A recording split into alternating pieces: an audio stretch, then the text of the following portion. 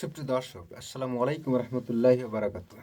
সুপ্রিয় দর্শক, সমন্বয়করা কিংবা উপদেষ্টারা বারবার একটা কথা বলেন, সেটা কথা হলো কি, দিল্লির প্রেসক্রিপশান যারা চাইবে তারা ফ্যাসিস্টের দোসর হবে, বা দিল্লির ফ্যাসিস্ট বা দিল্লির প্রেসক্রিপশানে কোনো ধরনের তারা কর্ণপাত করবে না, কিংবা দিল্লির কথা বারবার তারা উঠিয়ে নিয়ে আসতে চান কেন আসলে? মানে দিল্লির এটা চলবে না, সেইটা চলবে না, কিছু চলবে না। আমরা জানি দিল্লির কিছু চলবে কেন। বাংলাদেশ একটা স্বাধীন এবং সার্বভৌম দেশ, সেখানে দিল্লির কোনো কিছু চলবে কেন? আর দিল্লির কোনো কিছু চালাচ্ছে কে? আপনারা যখন একটা কথা বারবার নিয়ে আসেন যে দিল্লির কোনো প্রেসক্রিপশান কিংবা দিল্লির কোনো কলকাঠি ইত্যাদি আপনারা মানবেন না, আপনারা ৭২-এর সংবিধানকে ছুঁড়ে ফেলবেন, তখন মনে সংশয় জাগে। দিল্লি দিল্লি বারবার যে বলছেন, তাতে কি আপনারা কি তাহলে বলছেন করাচি? আপনারা কি বলছেন পাকিস্তানের ইশারায় চলতে? আপনারা কি ইশারা আঙ্গিতে বলছেন যে পাকিস্তানের প্রেসক্রিপশানে এখন দেশ চলবে, বা পাকিস্তানের চেতনায় এখন দেশ চলবে? আপনারা আসলে কোন চেতনা ধারণ করছেন? আমরা দিল্লির চেতনা কেন নেব? দিল্লির চেতনা বাদ, কোনো চেতনাই কোনো দেশের চেতনায় আমরা নেব না। তবে আপনারা দিল্লি দিল্লি করে মুখের ফেনা উঠাতে উঠাতে এমন একটা অবস্থায় নিয়ে গেছেন, স্বৈরাচার, ফ্যাসিস্ট, এছাড়া আওয়ামী লীগ বিরোধী প্রোপাগান্ডা ছাড়া আপনাদের মধ্যে আর কোনো মানে আলাপ নেই? আপনাদের ভিতরে কি আর কোনো রাজনৈতিক বক্তব্য নেই? আপনারা ইতিহাস, ঐতিহ্য এগুলো নিয়ে কি কোনো বক্তৃতা দিতে পারেন না? আপনারা যে আগামী দিনে রাজনীতি করবেন, আপনাদের যখন তথ্য ভাণ্ডার ফুরিয়ে যাবে, এই আওয়ামী ফ্যাসিস্ট, আওয়ামী ফোবিয়া, আওয়ামী দোসর, আওয়ামী রাজাকার, আওয়ামী কত কিছু, এখন কদিন পরে আপনারা আওয়ামী লীগকে অর্থাৎ শেখ মুজিবকে একদম আপনারা রাজাকার বানিয়ে ফেলবেন। কবে জানি শেখ মুজিব যুদ্ধ করেছিল বলে শেখ মুজিবের বিচার দাবি করবেন আপনারা। এটা হতে পারে, কিন্তু হওয়াটা অস্বাভাবিক না। জনাব মাহফুজুল কি যেন নাম, জনাব মাহফুজ আলম উপদেষ্টা, আপনি উজিরে খামাখা, আপনার তো কোনো দপ্তর নেই, দপ্তরবিহীন উপদেষ্টা আপনি, সকল দপ্তরের আপনি মনে হয় বড় উপদেষ্টা। যা হোক, আপনি যেভাবে আক্রমণ করছেন, পাটোয়ারি সাহেব যেভাবে আক্রমণ করছেন, সবাই ভারতকে আক্রমণ করছেন। ভারত কি করেছে ভাই আপনাদের? ভারত আপনাদের যা করেছে তা একটা কারণেই বিরোধিতা করতে পারেন, সেটা হচ্ছে পাকিস্তানের সাথে বাংলাদেশের স্বাধীনতা যুদ্ধে ভারত আমাদেরকে বা দিল্লি আমাদেরকে সাহায্য করেছে। এই যে মিত্রবাহিনী আমাদের সাহায্য করেছিল, মিত্রবাহিনী সাহায্য করার কারণে আমাদের দেশটি দ্রুত স্বাধীন হয়েছিল। দ্রুত স্বাধীন হওয়ার কারণে আমরা কি পেয়েছি? স্বাধীন সার্বভৌম একটি বাংলাদেশ পেয়েছি।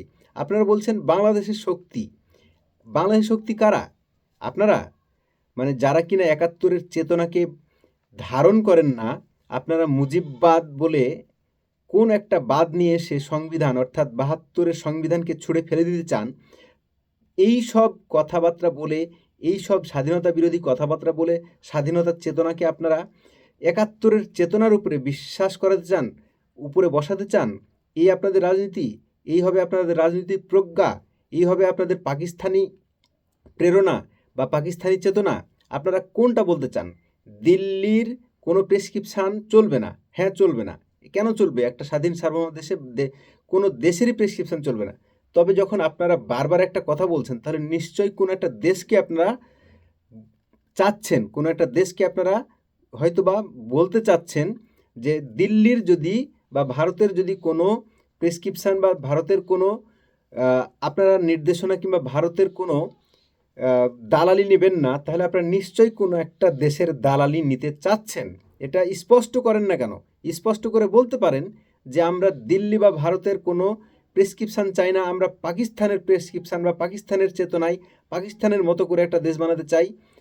যদি কোনো রকম কোনো কারণে পাকিস্তান বাংলাদেশের চেয়ে উন্নত হইতো, তাহলে আপনারা এই যে স্বাধীনতা হয়েছে বাংলাদেশটি, স্বাধীন হওয়ার পরে পাকিস্তানের চেয়ে অনেক এগিয়ে গেছে, যোজন যোজন এগিয়ে গেছে, সব দিক থেকে, অর্থনৈতিক দিক থেকে বলেন, বাংলাদেশের মানুষের জীবন মান থেকে বলেন, সব দিক থেকে বাংলাদেশের মানুষ এগিয়ে।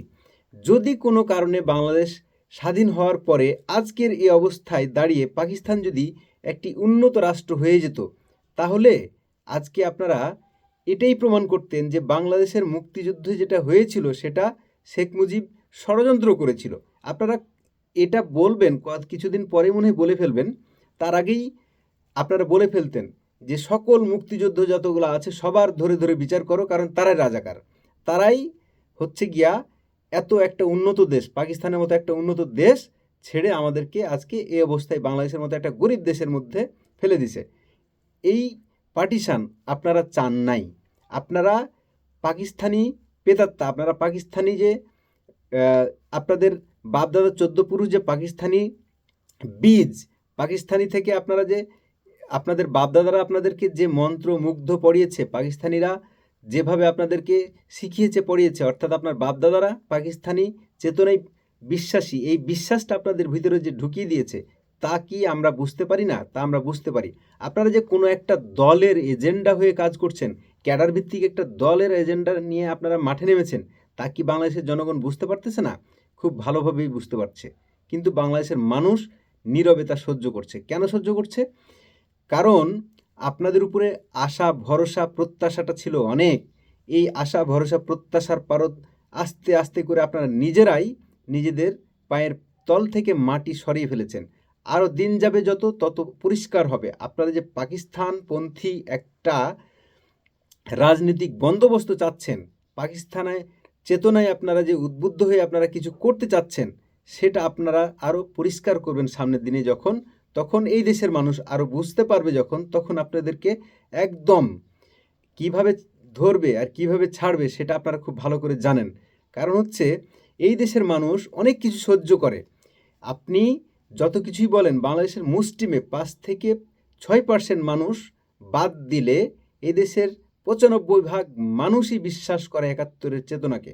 সুতরাং আপনারা যারা লাভঝাপ দিচ্ছেন 71-এর চেতনাকে মুছে ফেলার চেষ্টায়, 24-এর চেতনাকে আপনারা বড় করে দেখার চেষ্টা করছেন, তারা আগামী দিনের রাজনীতি কী করবেন সেটা সূর্য সকালে উঠলে সারা দিনটা কেমন যাবে বোঝা যায়। সুতরাং আপনাদের রাজনৈতিক ভবিষ্যৎ এখানেই মাঠে মারা গেছে।